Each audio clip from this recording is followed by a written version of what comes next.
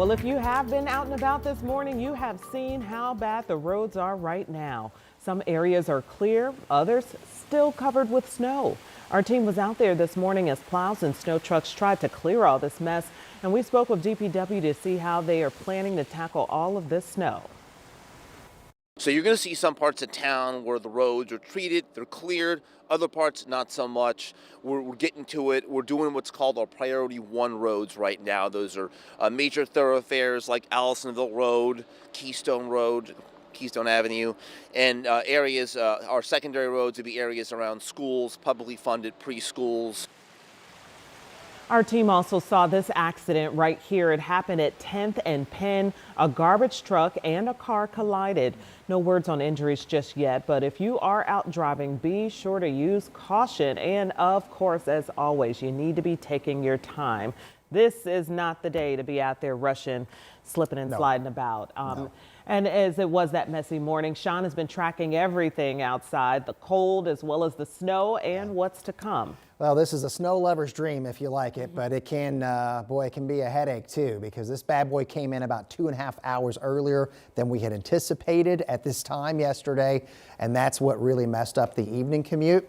And I'm one of the many parents that's trying to navigate school delays here. Yeah, do you have all the kids at one school or two schools? They're in separate schools, so that makes it interesting here. I tell you, thanks for carpooling there, Felicia. Oh, that's wonderful. Yes. I do the best I can with carpool. That's all you can do. I want to show you the numbers here. So officially at the Weather Service office, 3.7. Southern Marion County had some 5-inch totals, 5.5 there in Greenwood. Rush County, Wayne County, Henry counties, 5 to locally nearly 7 inches of snow reported there in Rushville. Lighter amounts, but still impactful over the northern third of the state, a little more than 3 inches on Purdue's campus. Ball State with a near 5-inch total there, and 4 inches in Unionville. So this is the latest and greatest here, and this snowpack's not going to go anywhere anytime soon. And we've got the deep snowpack, especially over the northern third of the state, that had 8 to locally 10 inches of snow, and we've added to that. Now the radar's quiet for us. However, we got a lot of cloud cover, and at times we may see a few flurries flying around here. Generally, the clouds are going to have a little more bark than bite, and you might get a few random snow rays every now and then, but our camera network is generally kind of a cloudy theme. There goes our weather system, and as we go through tonight into tomorrow morning, sometimes this deep snowpack can do some real weird stuff, and so overnight tonight and into early Wednesday morning, there's a potential, maybe not widespread, but some patchy freezing fog. And if that happens, it could create some slick spots early tomorrow morning. We got a very active 7-day forecast and a cold one all ahead here in a few minutes. All right, Sean, thank you. We will be ready. And with more cold conditions coming this week, shelters are opening up. Here's a look inside a new shelter for men. This is on the near southwest side of Indy. It's at West Morris Church near Morris and Belmont Streets.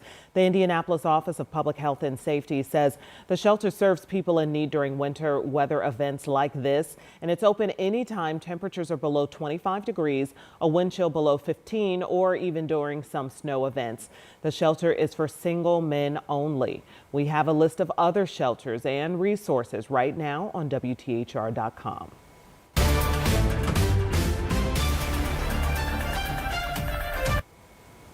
Turning now to the debate over redistricting. The House Elections Committee is hearing a public testimony over a new proposed map redrawing congressional districts here in Indiana. And this new map carves Marion County into 4 different congressional districts. House Speaker Todd Houston says the map was drawn to create the greatest advantage for Republicans to gain 2 more seats in Congress. The Indiana Black Legislative Caucus argues it weakens the black vote.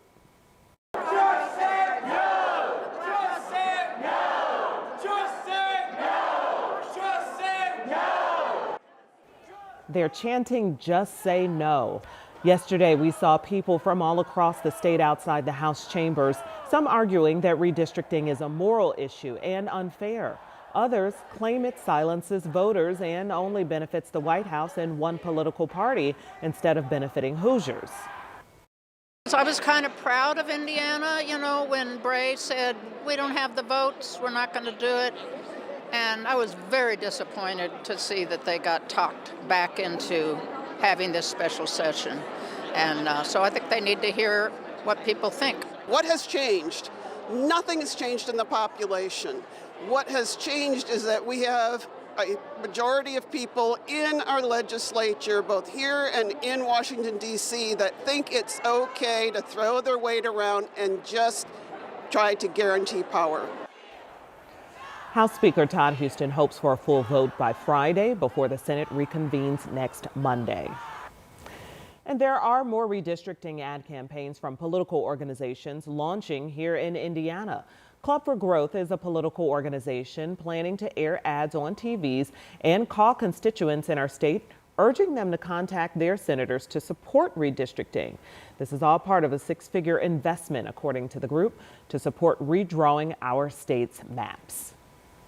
Meanwhile, the City County Council is discussing several big decisions. The council unanimously passed two proposals on designated outdoor refreshment areas. You hear us refer to it as DORA in the news. The first proposal establishes a framework for neighborhoods interested in creating one, and the second approved the city's first DORA located in the Irvington neighborhood. Now, this is not a done deal yet. The State Alcohol and Tobacco Commission still has to sign off, but the city anticipates that Irvington DORA taking effect sometime next year.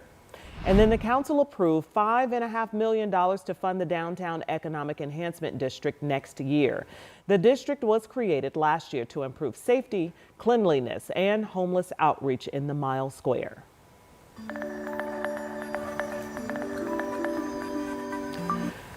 Well, while Black Friday and Cyber Monday are all about spending, today is about giving. It is Giving Tuesday. It's a day where you were supposed to donate to causes to help others. And some local businesses are even joining in. Places like Hope Plumbing, Heating and Cooling are offering to match donations to certain organizations. They are matching community donations up to $10,000 for Coburn Place. And that is a group helping domestic abuse survivors start over and find safety. So if you do want to donate, you can visit coburnplace.com/hope. We'll also post more organizations you can help online at WTHR.com. It's Giving Tuesday. And it's also a great time to introduce you to families forever grateful for the staff and care at Riley Hospital for Children. It comes as they raise money for their annual giving campaign. So the first family that we're introducing you to are the nieces from Greenfield. Their Riley journey started when their oldest, Lincoln, was born, and he had to have 3 open heart surgeries. Then, almost 10 years later, 10 years, all of the boys were diagnosed with the same neural condition. The family says they would not have been able to get through all of the surgeries and the treatments without the Riley team. Being a Riley family isn't a club that you want to join, but once you join it and you are a part of that, it is something that you cannot describe to anybody else. Tonight, our Anna Chalker speaks with the nieces on how they are giving back to the team that gave them so much. And this Giving Tuesday, the Colts, along with Academy Sports Plus Outdoors, are teaming up to surprise some local littles from Big Brothers Big Sisters of Central Indiana. And they're surprising them with an $8,000 holiday shopping spree. 20 kids will get a $400 gift card to fulfill their wish list. Academy Sports Plus Outdoors and the Colts are matching $4,000 donations to make this happen. So we know that Colts wide receiver Alec Pierce, cheerleaders in blue, will be on site for all the fun. And Indigo is giving back with a food giveaway. It's called Food in Transit, and it's a program they typically do in the summer months, but now they're expanding it. So starting today at 4 p.m., people can get grocery staples and produce at the Julia M. Carson Transit Center. This is on East Washington Street. Indigo has more info online about the program, including recipes that you can make with the food that you pick up. And now your chance to give back. For many of us, Christmas, we know it's fun, it's joyful. A lot of families, not so much. It can be a lot of added stress, especially when it comes to finances. That's why the Salvation Army Angel Tree is working to make sure that thousands of children do get a chance to open Christmas gifts on Christmas morning. And it's more than just toys. You can help with things like clothes, pajamas, and shoes. Just scan the QR code or head to WTHR.com/angeltree to learn how to adopt an angel or to donate.